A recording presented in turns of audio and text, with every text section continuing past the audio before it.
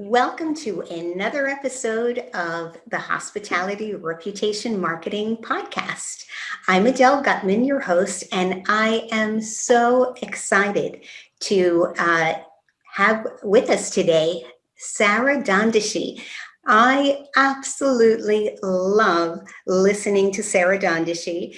She is on this week or Hospitality Live with Rupesh Patel on Wednesdays. She has a short show called Hospitality Minute, which tells you all the great, most important news of the week in the hospitality and travel industry. It's got a podcast called Say Yes to Travel, which I adore. And you know, I actually asked you to come and talk to me today because I was really moved by one of your little videos that you show on LinkedIn. You might show it in other places as well, called Unscripted.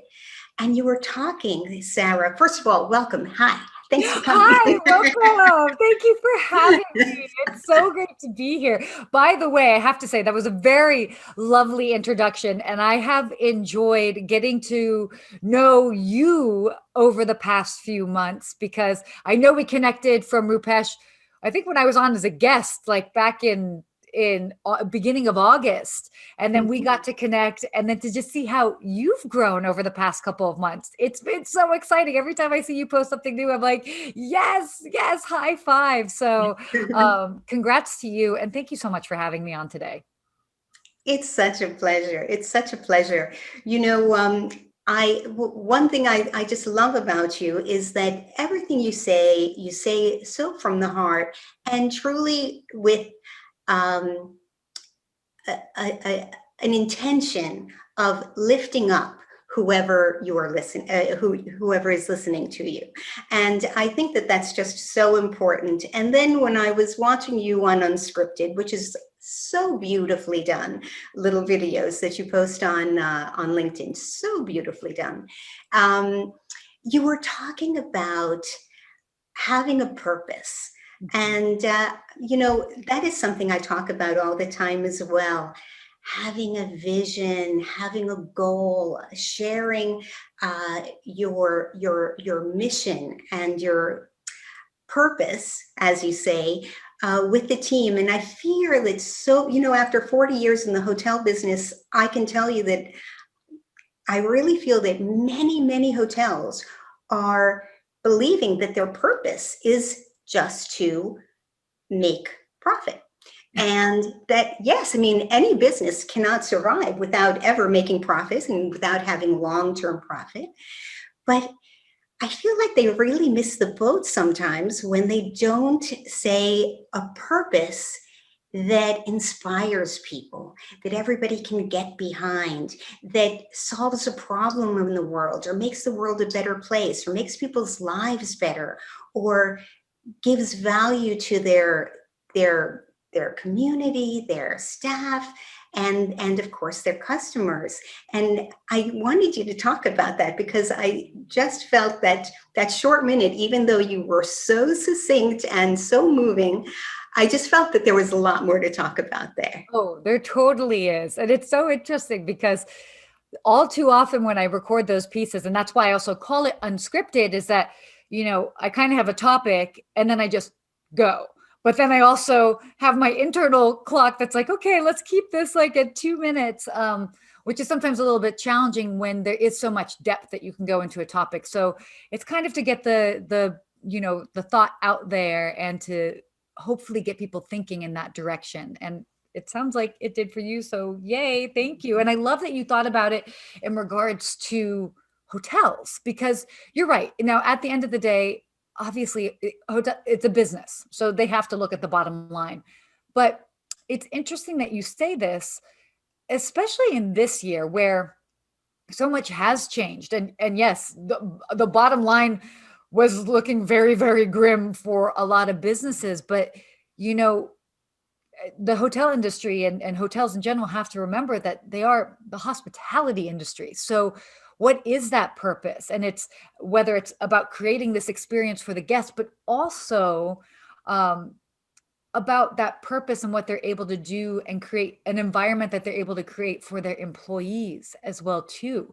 That it's very much not just guests, that's certainly important, but that it does start from within. And I'm smiling when I say from within because, and we'll talk about it later, but I am finishing up a book that I've been writing, which is called Hospitality from Within. And there are, to me, it's like the two sort of aspects of it. On the one side is that giving of that genuine service, that you're just genuinely there, and it's coming from within when you're interacting with guests. But then it's also in regards to the business of hospitality. And it's, if the business takes care of its employees, they're better able to serve the guests. And so that's another aspect of the hospitality from within. So really looking internally as well too.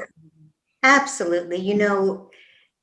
I think our job as the leadership is to create that environment. And I think this is a movement because I'm not the first person to say this. There are a lot of people saying this now where I didn't hear it so much in years past. I'm sure that there were some people that said it in the beginning of time, but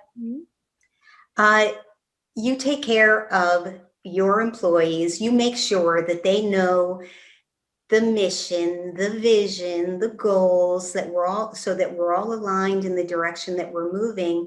And they will, if given the tools and the inspiration and the freedom and flexibility of, how to get that done, they'll bring so much creativity and so much love and passion for hospitality to the table. They'll do things that you couldn't have trained them to do. You just couldn't. And people think about training, I feel, so much when they really should be thinking about just focusing them in the right direction, and they will come up themselves with how to get it done. But also, sometimes we're so focused on the outcome, which is the guest, that we forget to focus on the employees and focus on the team, and they'll take care of the guests, because we can't take care of guests from the executive office. No. And you were just bringing up a really great point, is making sure that all the employees are on the same page in regards to purpose, mission, and then kind of letting them go, but taking it one step further, making sure that they know which direction to go in, but then nurturing them. So giving to them so that they feel inspired. So it comes again from that genuine place. So it's more than just giving them the roadmap, because they can all follow a roadmap, but doing something for them to inspire them. And so that's why it's this, again, it just kind of keeps coming back to this whole like hospitality from within, that it's just, if you really are able to, whether it's lead by example, I guess that would be one way to look at it. But by doing that, you can hopefully inspire people to kind of, keep the wave of goodness going. Yeah, it's true. When people come into the hospitality business, they don't necessarily know all the little tricks that people with more experience will know about how to light people up and what really works well. So they need to somehow we need a way of communicating and keeping it fresh in the forefront of everybody's mind. On what little things can we be doing to make people smile? Did you ever come across any really good tools for communicating or expressing, on a more regular basis, not just for an annual training, but on a more regular basis, how to keep that focus fresh in everybody's mind every single day? Well, I think one of the main things is to just put everything into perspective. And because here's the thing, it's the hospitality industry, as amazing as it is, it's also very challenging. We're also doing a lot of the same things. If you're really performing, in essence, like if you're really operating at kind of the level that you should be operating at, it's you're engaging with people, and that exchange of energy can also be draining. So when you find yourself maybe drained, or the challenge of that, or how to stay consistent, what I always say is that to look at the bigger picture. So put yourself in the guest's shoes. You don't know, maybe this is, the trip or the vacation that they have been saving up for a year and they finally make it there. And how, if you were that person and you finally get to a destination and you ask somebody, whether it's where the restroom is, where is the elevator, something so mundane that, if you're working in essence on the front lines, if you're working in that lobby, you might be answering a lot. If somebody kind of gives you a rough answer, is just kind of like, yeah, over there to the right, it rubs you the wrong way. And also how disappointing that they've done all of this. They've saved up, they've made this trip, they've gotten on a plane, they've come there, and then you just kind of give them this like, answer. I never wanted to be part of that story. I don't want to be part of that memory. And so I would always just think of it in truly put myself in their shoes. So, I mean, I know that we throw that phrase out there. We get it. Okay, put yourself in somebody else's shoes. But it's like, if you really put yourself in that other person's shoes, you are so grounded in empathy that you're like, you can't help but be engaged and interacting and understanding where they're coming from, even if they might be asking you 25 million questions and you're on your mind, you're like, okay, all right, one more question please. But it's like, okay, well, maybe they're asking a lot of questions because they're really nervous, because they want to make sure that this is a perfect trip, or they're getting extra pressure from somebody else in their family, whatever it is. If you just ground yourself truly in putting yourself in their shoes, you can have a far more authentic and engaged interaction. And I think that really, at the end of the day, is what people are craving. They don't need the language. They don't need to necessarily have you say their name a certain number of times. It doesn't need to be scripted. It just needs to be real. Oh, yes. You know what? I think if we remember that every single touch point in the journey, whether you're present physically or not, or what it could be an email or how you left a room fresh and perfect by the housekeeper, every single touch point is an opportunity to make somebody say, wow, they really put their heart into this. Yeah. They're really, they make me feel cared for, appreciated, and respected, in the way that they do things. And that moment, instead of it being so transactional, can really be just a tiny, tiny, noticeable good thing that, in combination with all the other tiny, tiny, tiny little touches where somebody made you feel good, you end up having a wow, not because they threw you a parade, but because, nothing was too much trouble. Yeah. Everybody was nice. Everybody was happy to be there, happy to have me there. I felt appreciated. I felt so,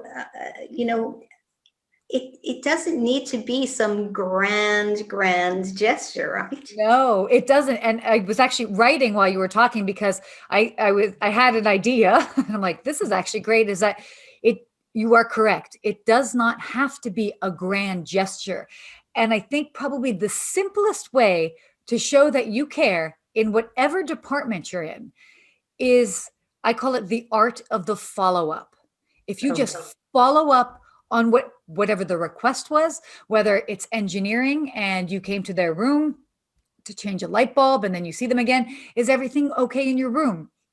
Whether it's housekeeping and you see them again and it's like, oh, did you like how, we're the way that we, did turn down service, whatever that is. It's the art of the follow up, because it's one thing to do something special. Our guests are sort of trained to expect that. They expect to be, okay, you're going to add some fluff. We get it. But when you actually go out of your way to follow up with them, that's real. And that actually touches more than the free champagne or the quick response. It's that follow up.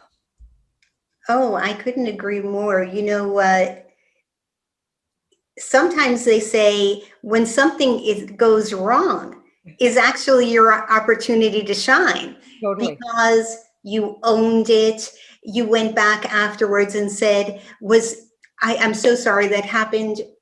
we sent up the maintenance guy. He tells me it was fixed. Was everything fixed to your satisfaction? That extra little bit just makes, wow, this management really cares.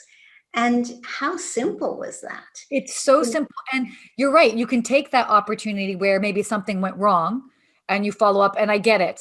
Sometimes when it's like, okay, this guest was really mad and irate, and now I have to reach out to them and follow up. But by doing that, it's amazing how much you can diffuse the situation.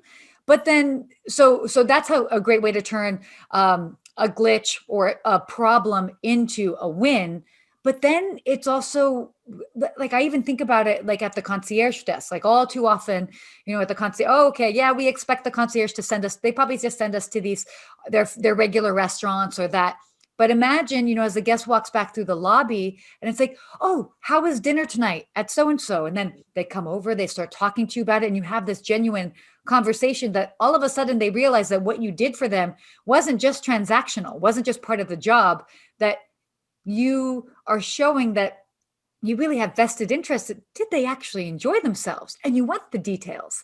And guests love to share details because they want to feel heard. So I just really think that it boils down to the follow-up. Yes. And that relationship makes it so easy to return to the hotel and tell stories about the hotel, and that attract other people to come and stay. And I think it's, yes, many hotels are just not the most super luxurious hotel in the city. Yeah. And even if it's a branded hotel that's pretty similar to a lot of other hotels in the same chain, what makes that hotel unique is the human beings in it. So those personal connections and that extra follow-up and that extra care, and somebody who smiles at them and lights up when they see a guest and really cares about them, can make the most common hotel a phenomenal experience. And if that's what that person can afford, they weren't expecting it to be the Taj Mahal. They were just blown away by the fact that people really tried to make their stay so great. Oh, totally. And it's, again, that's what it comes down to. It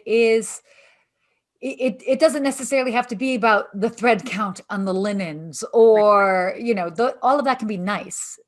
Those are great things, but you don't have to necessarily be within, a 5-star space to still provide, in essence, that 5-star service. And at the end of the day, if you really dilute what makes something exceptional, it is the human touch, and it's how people connect. And you can do that really in any industry. If somebody left you a Okay. hotel, Okay. let's say it's a 3-star hotel, Yeah. but it's in a good location,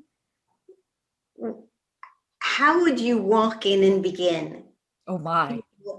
To reset for a new year, the thought and the feeling and the spirit of hospitality. How would you revive the spirit of hospitality in that hotel? Oh my goodness.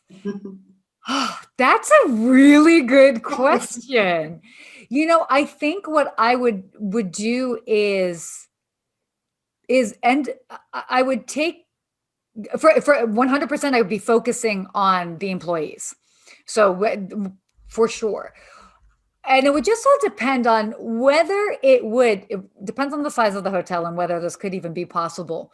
But to do little mini experiences for those employees, whether it's, an afternoon sort of, I don't even want to say it's a workshop or and I would say it more as an experience where myself and, I guess it would be my executive committee would be able to kind of shower that hospitality on them. So, and to do it in smaller groups. So it might be a couple of groups, but to do that so that, again, it is leading by experience so that they have a little bit of a taste of what that's like.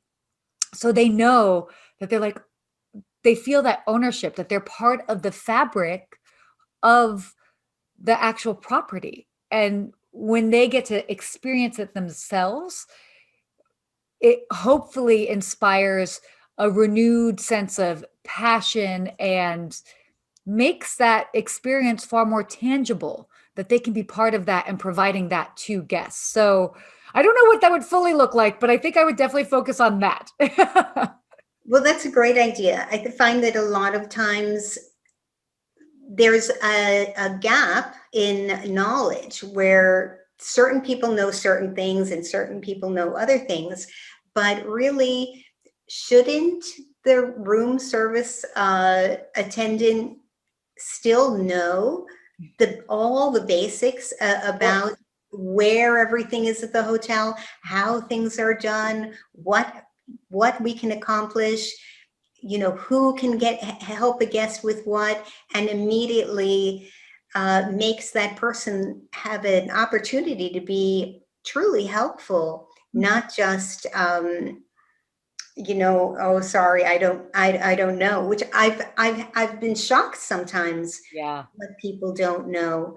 But though we have such smart and caring people who come into the hospitality industry, really, we have so many people who really want to do the right thing. Yeah. If we just gave them the tools and the resources to do so. Exactly. And you bring up an interesting point that and this is maybe where it is that leading by example, is that it's not about whether you know it or, and I've always said this as far in the world of concierge, but this totally applies to everybody else. You don't have to know the answer right away.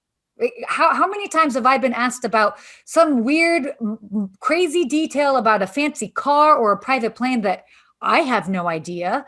And I have always, obviously in the world of concierge, we get those type of questions, but and I've always approached any time that I have been asked something that I don't know. I just say, you know what? I actually don't know that, but let me go ahead and look into that for you. And so if you replace the I don't know end of conversation with the I actually don't know, but I'll be happy to look into that for you. Now, again, you've created an opportunity.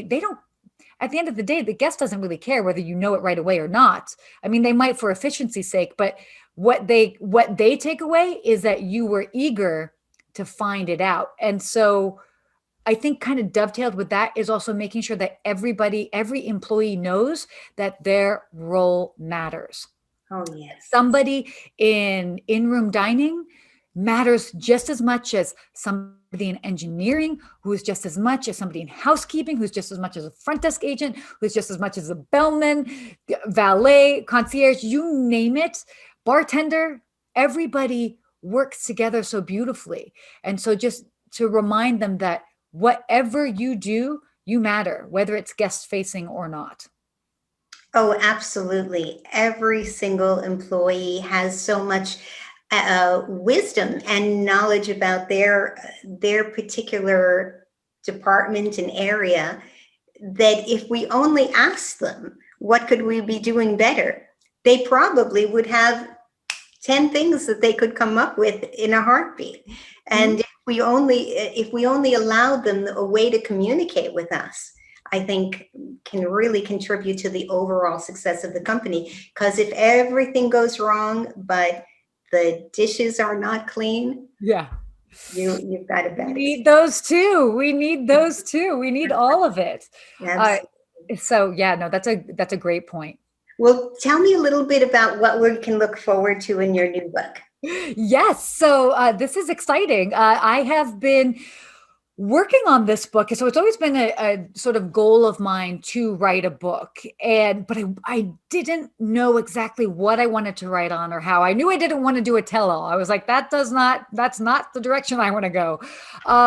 But just, again, this year, 2020, and all the changes and challenges that it presented, not only to myself, but to the industry and my colleagues as a whole, I really took a lot of time to reflect. Well, I had more time to reflect. And it was like, okay, well, what's like the essence? Like how can we really kind of what can we boil things down to? And for me, it just kind of came down to everything kind of coming from within, which I had just mentioned before. So I had kind of worked on it a little bit backwards. I kind of came up with the title that really what stuck with me is this notion of hospitality from within. And then it became very clear that it's, you kind of have the guest facing, but then it's also internally as well too, as a business. But I must say, writing a book is very interesting and challenging. And you learn so much about yourself when you are putting this together. And I fully will admit I'm a little bit behind my original schedule, and me being very organized had a moment where it's like, no, you have to be on schedule. But in full disclosure, I started getting a lot of work, and I'm like, but I have work, but if I'm working for 12 hours a day, how can I be then fresh to like work on a chapter or edit something? So I ended up giving myself a little bit of breathing room. And it's like, okay, embrace what's come your way and just know that it's happening. So I'm almost done. I'm probably about 90% done. I just have to go in, do some additional tweaks. But in this extra room that I gave myself, instead of being like, oh, it has to be out January 4th. It's like, okay, whether it's out January 4th or whether it's out the middle of February, you'll be okay. But interestingly enough, and I think the lesson in this is that I gave myself a little bit of that flexibility because I could. And in that amount of time, I've met so many incredible people. I've learned so many incredible lessons from others that I'm able to now incorporate into my book. And now, because I've given myself that breathing room, it's now going into a far richer project. So it's been a journey, but I am super excited to say that I'm nearing the finish line with this one. And already, by the way, a second book idea has come up out of it. So it's like, okay, we got to do this one because we got to get on to book number 2. But I don't know. I think that was like an interesting lesson, is that so all too often, like we obviously we want to give ourselves goals and set deadlines. But if we give ourselves a little bit of breathing room, I think in all areas in our life, it's amazing what will end up happening and coming up in that extra bit of space we give ourselves. Absolutely. That sounds wonderful. Well, it sounds fantastic. I can't wait to read it myself. I'm so glad that you took your time so you can get everything into it that you want to and still manage to have new ideas for book 2. I hope it'll be on Audible because I love to listen to things. Oh my goodness. Hold on. Now I'm going to have to read it. But yes, no, we'll definitely. That's like actually a great point. Wow. I actually hadn't even thought about that. All right. Well, let me clear my schedule so I can read my book. No, I love it. I think it's great. Well, I wish you a wonderful 2021. I thank you so much for taking the time to chat, and I hope we can talk again, actually. We absolutely will. Thank you. Thank you. Thanks.